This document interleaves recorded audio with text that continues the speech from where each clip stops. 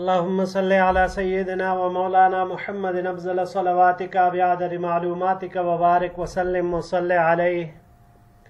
بسم اللہ الرحمن الرحیم. عزیز طلباء کرام، امید ہے انشاءاللہ العزیز آپ سب خیر و عافیت کے ساتھ ہوں گے.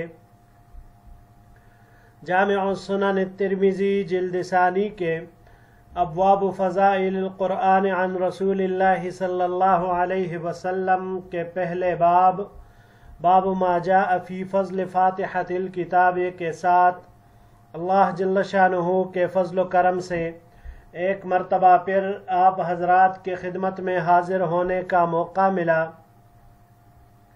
بحمد اللہ تعالی. عزیز طلباء کرام، آج ہمارا سبق نمبر 306 ہے، تو بڑھتے ہیں اپنے سبق کی طرف.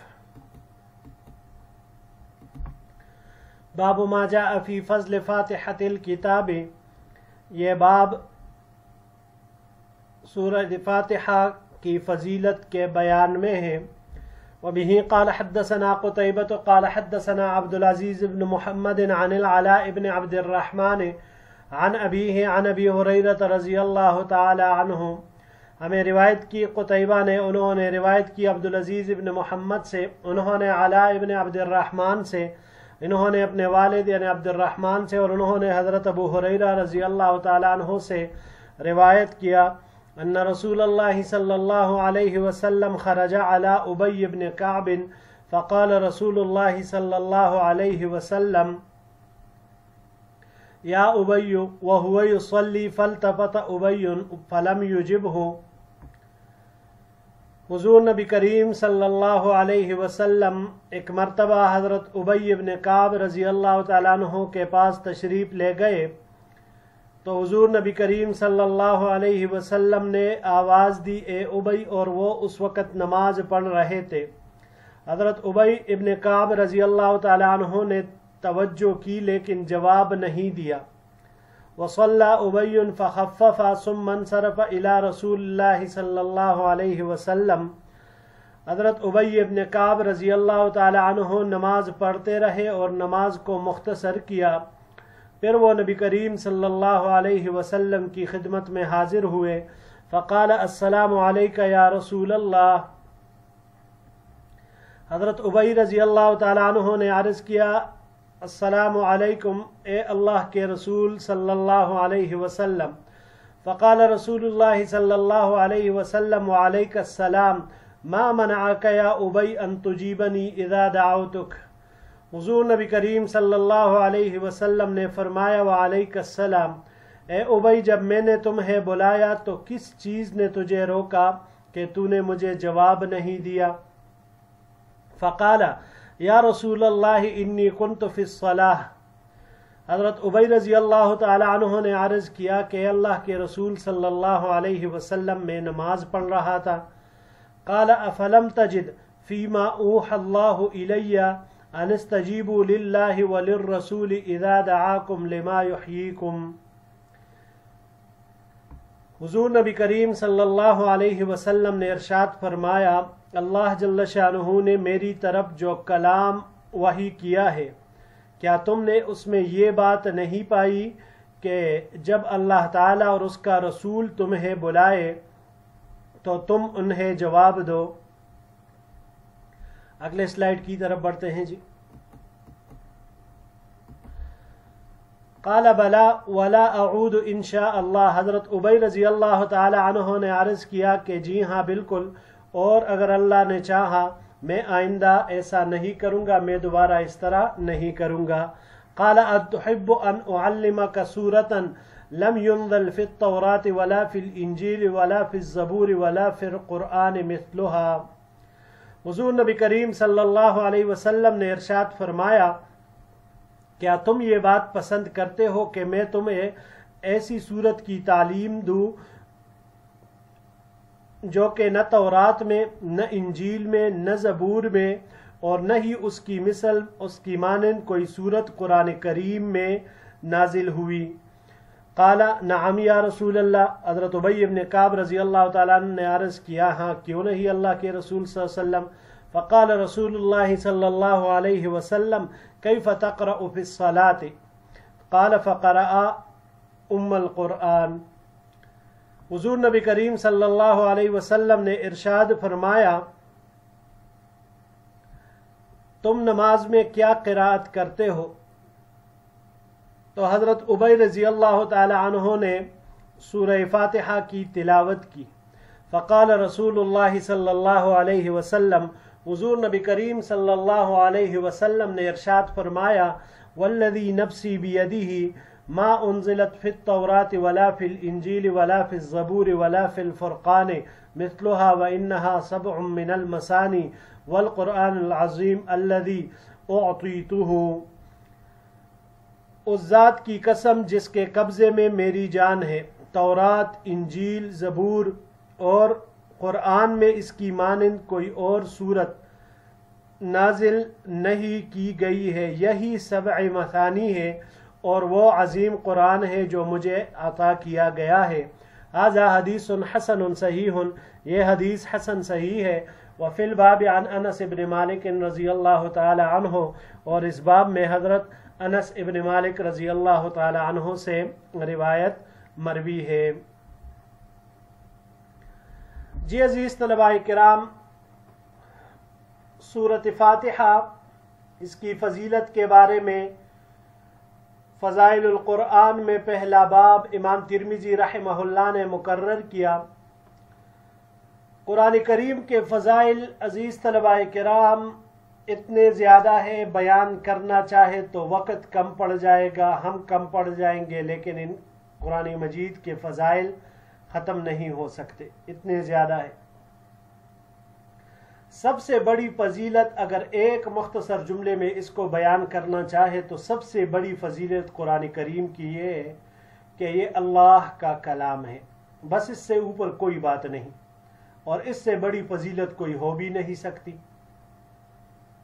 تو یہ اللہ کا کلام ہے، اور اللہ جل شانہ ہمیں یہ شرف نصیب کرتے ہیں، ہمیں یہ سعادت نصیب کرتے ہیں کہ ہم قرآن کریم کی تلاوت کرتے ہیں۔ تو لہٰذا قرآن کریم کی تلاوت کی ترغیب دوسروں کو بھی دینا چاہیے، اس کے فضائل لوگوں کے سامنے بیان کرنے چاہیے تاکہ اس کے اوپر زیادہ سے زیادہ عمل ہو سکے۔ تو اب کچھ آیتیں قرآن کریم میں ایسی ہیں جن کی احادیث میں آپ علیہ السلام نے فضیلت ذکر فرمائی ہے، کسی وظیفے کے طور پر ارشاد فرمایا ہے، کسی مشکل کے حل کے لیے، اللہ کی طرف رجوع کرنے کے لیے۔ تو اس طرح کے مختلف صورت اور آیتیں یہاں پر امام ترمذی رحمہ اللہ ذکر فرمائیں گے۔ تو سب سے پہلے یہاں پر سورۃ فاتحہ کو ذکر کیا۔ امت محمدیہ علی صاحبها الف الفتحیہ، اس کے اوپر اللہ جل شانہ کا ایک ایسا احسان ہے کہ جس نے اس امت کو سورۃ فاتحہ کی ایک بیش بہا دولت اور نعمت سے نوازا، اور اس کی جتنی بھی قدردانی کی جائے وہ حقیقت میں کم ہے، کیونکہ یہ ایک ایسا عظیم الشان تحفہ ہے اور ایسی عظیم الشان صورت ہے کہ یہ دینی دنیاوی ہر قسم کی پریشانیوں، بیماریوں، بلاؤں کا علاج ہے یہ سورۃ فاتحہ۔ چنانچہ ایک روایت میں آتا ہے کہ سورہ فاتحہ ہر بیماری کی شفا ہے۔ اس مبارک سورت کا جس قدر بھی انسان ورد کرے وہ باعث خیر ہی خیر ہے، باعث برکت ہے، اور اسی لیے حضور نبی کریم صلی اللہ علیہ وسلم کو یہ عطا کی گئی ہے، اور ہم ہر نماز میں اس کو ہر رکعت میں پڑھتے ہیں۔ اب یہاں پر آتے ہیں عزیز طلباء کرام اس باب کی طرف۔ تو باب میں جو پہلا مسئلہ ہم ذکر کریں گے وہ یہی ہے کہ حضرت ابی بن کعب رضی اللہ تعالیٰ عنہ جب نماز پڑھ رہے تھے اور حضور نبی کریم صلی اللہ علیہ وسلم نے ان کو پکارا، تو حضرت ابی بن کعب رضی اللہ عنہ نے نماز نہیں توڑی، اپنی نماز مختصر کر کے پوری کی، اور پھر آپ علیہ السلام کی طرف تشریف لے آئے۔ اب یہاں پر مسئلہ یہ ہے کہ یاد رکھیے گا عزیز طلباء کرام، یہ مسلم اور متفق علیہ مسئلہ ہے کہ حضور نبی کریم صلی اللہ علیہ وسلم کی حیات مبارکہ میں اگر آپ علیہ السلام کسی کو پکارے اور وہ نماز بھی پڑھ رہا ہو تو اس کے اوپر فوراً جواب دینا وہ ضروری ہے۔ اب یہ الگ بات ہے کہ نماز کی صحت اور فساد ہوگی یا نہیں ہوگی، لیکن یہاں پر جو ابھی ہم بات کر رہے ہیں وہ حضور نبی کریم صلی اللہ علیہ وسلم کے پکار کا جواب دینے کے بارے میں ہے۔ تو اب اسی مسئلے کی طرف آ جاتے ہیں کہ اس پکار کا جواب دینے کی صورت میں نماز فاسد ہوگی یا نہیں ہوگی، تو پھر اس میں مختلف مذاہب ہیں۔ چنانچہ ائمہ ثلاثہ امام ابو حنیفہ، امام مالک اور امام شافعی رحمہم اللہ، ان کے اس معاملے میں دو قول ہیں، لیکن یہ تینوں حضرات ان کے نزدیک راجح یہی ہے کہ نماز فاسد نہیں ہوگی، جبکہ مشہور قول احناف کا یہ ہے کہ نماز فاسد ہو جائے گی، اور امام طحاوی رحمہ اللہ نے اسی کو اختیار کیا ہے۔ اس کے بارے میں ملا علی قاری رحمہ اللہ لکھتے ہیں کہ دیکھیے ظاہر حدیث سے یہ حکم ثابت ہوتا ہے کہ آپ صلی اللہ علیہ وسلم کے بلانے پر لازماً اسے حاضر ہونا چاہیے۔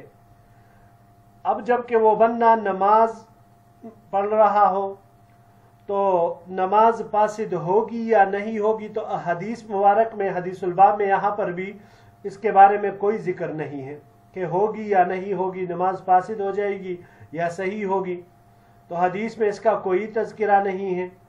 اور عام دلائل کو اگر ہم دیکھیں تو اس طرح نماز کے توڑنے کو نماز فاسد قرار دیا گیا ہے، تو اس کا تقاضا یہی ہے کہ یہاں بھی اس شخص کی نماز فاسد ہو جائے گی جو نماز توڑ کر آپ صلی اللہ علیہ وسلم کی خدمت میں حاضری دے، اگرچہ اس کو نماز توڑنے کا کوئی گناہ نہیں ہوگا۔ اوجز المسالک میں اس کو ذکر کیا ہے شیخ زکریا رحمہ اللہ نے۔ اور ہرچہ آپ علیہ السلام نے حضرت ابی ابن کعب رضی اللہ تعالیٰ عنہ کو فرمایا ان استجیبوا للہ وللرسول اذا دعاکم، کہ قرآن کریم میں کیا تجھے اس آیت کا پتہ نہیں؟ تو حضرت ابی ابن کعب رضی اللہ تعالیٰ عنہ سورہ انفال کی اس آیت کو جانتے تھے، ان کو پتہ تھا، مگر ان کے علم میں یہ بات نہیں تھی کہ اس کا حکم نماز کے دوران بھی ہے، یعنی نماز پڑھتے ہوئے بھی آپ علیہ السلام کے صدا کا جواب دینا ضروری ہوگا۔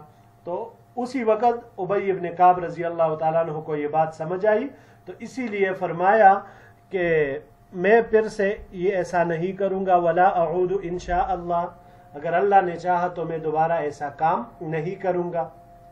پھر آگے حضور صلی اللہ علیہ وسلم نے ان کو ایک ایسی صورت سکھلائی کہ جو نہ تورات میں، نہ انجیل میں، نہ زبور میں، اور نہ اس جیسی صورت کوئی قرآن کریم میں اللہ جل شانہ نے نازل فرمائی، اور پھر فرمایا کہ وہ یہی صورت فاتحہ ہے، یہی سبع مثانی اور قرآن عظیم ہے۔ سورہ حجرات آیت ہے وَلَقَدْ آتَيْنَاكَ سَبْعًا مِّنَ الْمَثَانِي وَالْقُرْآنِ الْعَظِيمِ۔ تو حضور نبی کریم صلی اللہ علیہ وسلم نے فرمایا کہ سبع مثانی اور قرآن عظیم یہی صورت ہے الذی اعطیتہ، جو مجھے عطا کی گئی ہے۔ اب یہ بات بھی یاد رکھیے گا عزیز طلباء کرام کہ سورہ فاتحہ کے بہت سے نام ہیں، سورۃ فاتحہ، سورہ شفاء، سبع مثانی، اور اس کے علاوہ اور بھی بہت سارے نام ہیں جو اس کو بعض محدثین حضرات نے دیے ہیں۔ اس صورت کے بارے میں محدثین حضرات اور مفسرین حضرات فرماتے ہیں کہ اس کا نزول 2 مرتبہ ہوا ہے، ایک مرتبہ مکہ مکرمہ میں اور دوسری مرتبہ مدینہ منورہ میں۔ اب اللہ جل شانہ نے جو فرمایا وَلَقَدْ آتَيْنَاكَ سَبْعًا مِّنَ الْمَثَانِي وَالْقُرْآنِ الْعَظِيمِ، یہاں پر آپ علیہ السلام نے بھی اس کو وَإِنَّهَا سَبْعٌ مِّنَ الْمَثَانِي وَالْقُرْآنِ الْعَظِيمِ، تو اس کی کیا حکمت ہے؟ سورۃ فاتحہ فرما دیتے، فاتحۃ الکتاب فرما دیتے تو بھی وہ یہی ہوتا، لیکن 7 آیتیں عطا فرمائی، تو اس میں 2 حکمتیں شارحین حضرات نے ذکر فرمائی ہیں۔ پہلی حکمت یہ ہے کہ 7 آیتیں کہہ کر اس طرف اشارہ کیا کہ ان آیتوں کا یاد کرنا کوئی مشکل کام نہیں ہے، 7 ہی تو آیتیں ہیں، تو لہٰذا کمزور سے کمزور حافظے والا بھی اس کو آسانی سے یاد کر سکتا ہے۔ اور دوسری حکمت اس کی یہ ہے کہ نماز میں اس سورت کو 7 وقفوں میں پڑھنا چاہیے۔ حضور نبی کریم صلی اللہ علیہ وسلم اسی طرح یہ پڑھتے تھے، اور اس کی وجہ یہ ہے کہ سورہ فاتحہ یہ ایک دعا ہے، اور اس کی ہر آیت سائل کی زبان سے نکلی ہوئی ایک صدا ہے، تو ہر ایک کو جدا جدا کر کے پڑھنا چاہیے۔ تو قدرتی طریقے پر جو اللہ جل شانہ سے مانگنے کا، سوال کرنے کا انداز ہے تو وہ یہی ہے کہ اللہ جل شانہ کی حمد و ثنا کر کے پھر انسان اپنے جو بھی مطالب ہوتے ہیں، جو بھی اس کو مشکلات اور مسائل ہوتے ہیں، وہ اللہ کے سامنے پیش کرتا ہے۔ اور جو پیش کرنے والا ہوتا ہے تو وہ ٹہر ٹہر کر بولتا ہے، یہ نہیں ہے کہ بس شروع ہو کر ایک ہی سانس میں پورا اپنا وہ سارا سب کچھ ختم کر دیتا ہے۔ جی عزیز طلباء کرام، یہی تک ہمارا آج کا سبق تھا۔ انشاءاللہ العزیز زندگی رہی تو اگلے درس میں ایک نئے باب کے ساتھ پھر آپ کی خدمت میں حاضر ہوں گے۔ السلام علیکم ورحمۃ اللہ وبرکاتہ۔